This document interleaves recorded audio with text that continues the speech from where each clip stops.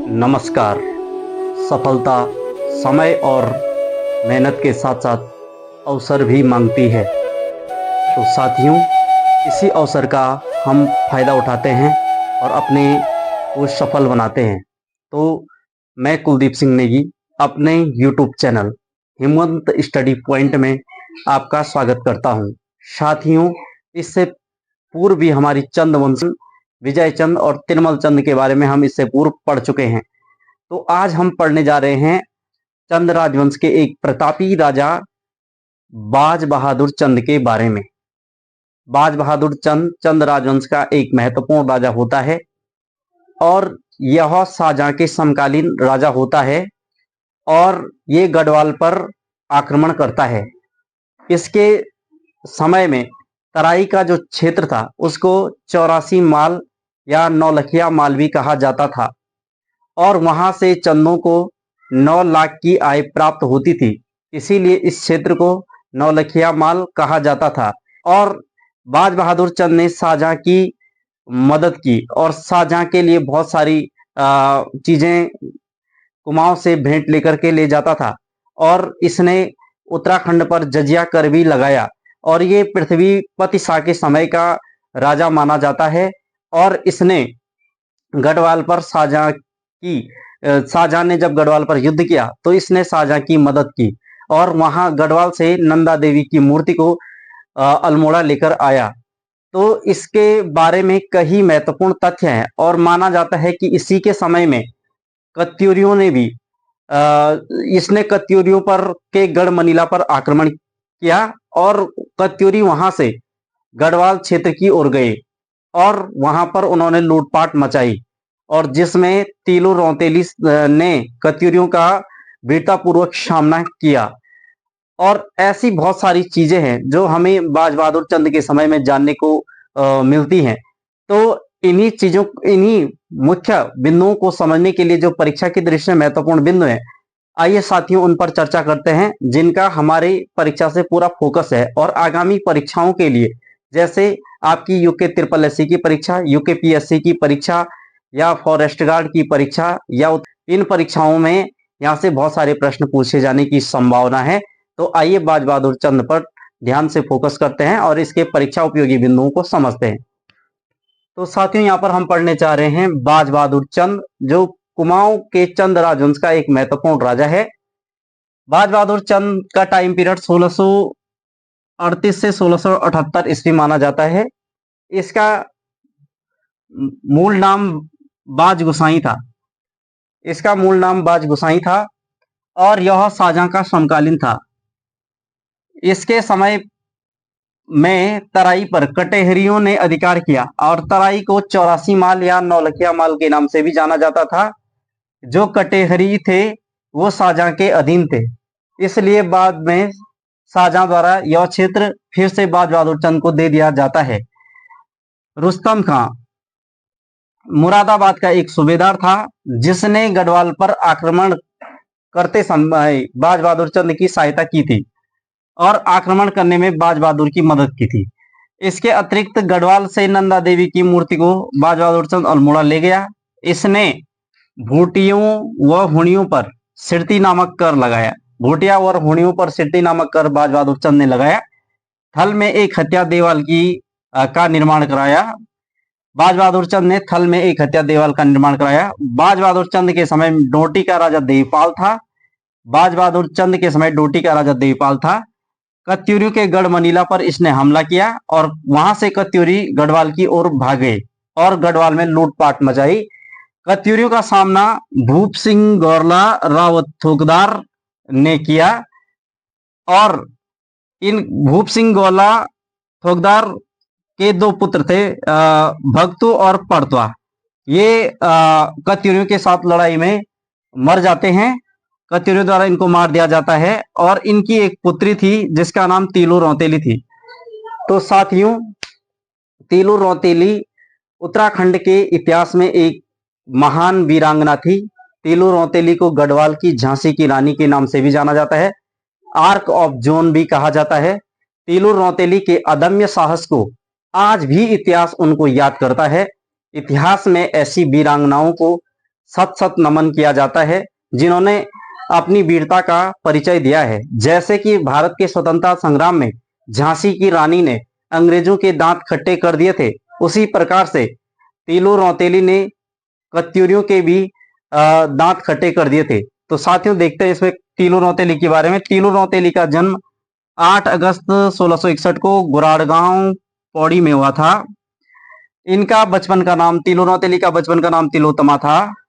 तीलू रौतेली की माता का नाम मैणा देवी था। तीलू रौतेली के मंगेतर का नाम भवानी सिंह नेगी था। तीलू रौतेली के मामा का नाम रामू भंडारी था। तीलू रौतेली की 2 सहेलियां थी, बेलू व देवली। तीलू रौतेली की घोड़ी का नाम बिंदुली था। तीलू रौतेली ने 15 से 22 वर्ष की उम्र में 7 युद्ध लड़े। तीलू रौतेली की हत्या छल से रामू रजवाड़ द्वारा की गई। जब तीलू रौतेली नयार नदी में नहा रही थी तो उस पर पीछे से रामू रजवाड़ ने हमला करके उन तीलू रौतेली को वहीं पर मार दिया। तो इस प्रकार से तीलू रौतेली की मृत्यु हो जाती है। तीलू रौतेली ने कत्यूरियों के साथ गुरिल्ला पद्धति से युद्ध लड़ा और कत्यूरियों को तीलू रौतेली ने अपने अदम्य साहस से हराया था, लेकिन रामू रजवाड़ तीलू रौतेली को छल से मारता है। इसके अतिरिक्त तीलू रौतेली के बारे में जो मूर्ति है तीलू रौतेली की, बीरों खाल पौड़ी में है। उत्तराखंड में वर्ष 2006 में जो साहसिक कार्य के लिए जो पुरस्कार दिया जाता है, तीलू रौतेली पुरस्कार दिया जाता है। इसके अतिरिक्त 1 अप्रैल 2014 से दिव्यांग महिलाओं को तीलू रौतेली पेंशन योजना दी जाती है। बाज बहादुर चंद द्वारा घोड़ा खाल मंदिर का निर्माण करवाया जाता है। घोड़ा खाल में मंदिर का निर्माण कराया जाता है। 1670 में तिब्बती तथा होणों को हराकर ताकल खाल के किले पर बाज बहादुर चंद अपना अधिकार कर लेता है। तिब्बतियों और होणों को हरा करके ताकल खाल के किले पर अपना अधिकार कर लेता है। इसके अतिरिक्त बाज बहादुर चंद ने होड़ियों तथा भूटियों पर सिरती नामक कर लगाया। 1674 में ब्यास घाटी को चंद राज्य में बाज बहादुर चंद द्वारा मिलाया जाता है। बाज बहादुर चंद के समय में मुगल शहजादा दारा सिको का पुत्र सुलेमान सिको बाज बहादुर चंद के दरबार में आता है। वो बाज बहादुर चंद द्वारा सुलेमान सिको को शरण नहीं दी जाती है। इसके बाद सुलेमान सिको गढ़वाल के राजा पृथ्वीपति शाह के दरबार में आ जाता है और बाद में इसको औरंगजेब द्वारा मार दिया जाता है। तो इसमें देखते हैं हम, बाज बहादुर चंद द्वारा मुगलों के प्रति अपनी अथाह भक्ति होने के कारण इसने अपने 2 राजपूत पर्वत सिंह गोसाई व विश्वरूप पांडे को दिल्ली औरंगजेब के दरबार में। इसके अतिरिक्त 1665 में बाज बहादुर चंद द्वारा बाजपुर नगर यूएस नगर शहर को बसाया गया। बाज बहादुर चंद कुमाऊं का सबसे बड़ा जमींदार माना जाता है। उत्तराखंड में बाज बहादुर चंद द्वारा जजिया कर को भी लगाया जाता है। बाज बहादुर चंद के बारे में कहा जाता है, बरस गयो 80 बुद्धि गयो 89। जैसे माना जाता है कि जैसे जैसे बाज बहादुर चंद बूढ़ा हो जाता है उसका दिमाग भी उस हिसाब से काम नहीं कर पाता है, इसीलिए उसके बारे में कहावत है, बरस गयो 80 बुद्धि गयो 89। तो इसके अतिरिक्त यहाँ पर इसने एक प्रमुख ग्रंथ भी लिखा था, स्मृति कौस्तुभ ग्रंथ की भी इसने रचना की थी। प्रमुख पदों का भी इसने सर्जन किया था, पनेरियो पानी भरने वाला, फुलेरिया फूल तोड़ने वाला, हरबोला सब कुछ सुबह को जगाने वाला और मठपाल मंदिरों की रक्षा करने वाला। इस प्रकार से इसने अलग अलग पदों का सृजन किया। कटारमल सूर्य मंदिर का भी इसने जीर्णोद्धार किया। अनंत देव का कथन है कि यह एक बूढ़ा उदास और अन्यायी राजा था। अनंत देव का जो कथन है बाज बहादुर चंद के बारे में, यह बूढ़ा उदास और अन्यायी राजा था। बाज बहादुर चंद को कुमाऊं के बलवन के नाम से भी जाना जाता है। बाज बहादुर चंद को कुमाऊं का बलवन भी कहा जाता है। आगे बढ़ते हैं, बाज बहादुर चंद के बाद देखते हैं अगला राजा जो हम यहाँ पर पढ़ने जा रहे हैं, उद्योत चंद। साथियों उद्योत चंद का टाइम पीरियड 1678 से 1698 ईस्वी का माना जाता है। उद्योत चंद का ब्रह्मपुरी पिथौरागढ़ से एक ताम्र पत्र प्राप्त हुआ है जिसमें उद्योत चंद की दाई माता की बीमारी का उल्लेख किया गया है। इसके अतिरिक्त उद्योगचंद ने अपनी पत्नी पार्वती के नाम पर पार्वतीश्वर मंदिर का निर्माण करवाया। कोटा भाबर में जो उद्योगचंद ने बगीचे लगवाए, 1678 में गढ़वाल के बदानगढ़ पर उद्योगचंद द्वारा अधिकार किया गया था। 1678 द्वारा अधिकार किया गया। उद्योगचंद का सेनापति मैसी साहू की बदानगढ़ के युद्ध में मृत्यु हो जाती है। इसके बाद 1680 में फतेह शाह तथा डोटी के राजा देवपाल को उद्योगचंद द्वारा हराया जाता है। फतेह शाह और डोटी के राजा देवपाल को हराया जाता है। 1683 में उद्योगचंद द्वारा देवपाल को फिर से हराया जाता है और अजमेरगढ़ पर अधिकार किया जाता है। 1688 में उद्योगचंद देवपाल से हार जाता है। 1688 में उद्योगचंद देवपाल से फिर से हार जाता है और दोनों के बीच 1688 में खैरागढ़ की संधि होती है। उद्योगचंद और देवपाल के बीच खैरागढ़ की संधि होती है। देवपाल डोटी का राजा होता है और उद्योगचंद और देवपाल के बीच खैरागढ़ की संधि होती है। इसके बाद उद्योगचंद द्वारा निर्मित किए गए मंदिरों में जैसे त्रिपुरी सुंदरी मंदिर अल्मोड़ा में बनवाया गया। 1689 में तल्ला महल का निर्माण करवाया गया था उद्योगचंद द्वारा। 1689 में लक्ष्य दीपावली, जिसमें 1000 दीपक जलाने का लक्ष्य रखा गया था तो लक्ष्य दीपावली मनाई गई। इसके अतिरिक्त उद्योगचंद साहू महाराज का राजकवि मतीराम उद्योगचंद के समय में अल्मोड़ा आया था। बाद में उद्योगचंद द्वारा इसको राजकवि घोषित कर दिया जाता है। पंडित रुद्रदत्त पंत द्वारा उद्योगचंद को तपस्वी राजा कहा गया। रुद्रदत्त पंत द्वारा उद्योगचंद को तपस्वी राजा कहा जाता है। उद्योगचंद को चंद राजवंश का धार्मिक राजा भी माना जाता है। उद्योगचंद के गुरु का नाम मठाला रिद्रगिरी गोसाई था। उद्योगचंद के गुरु का नाम मठाला रिद्रगिरी गोसाई था।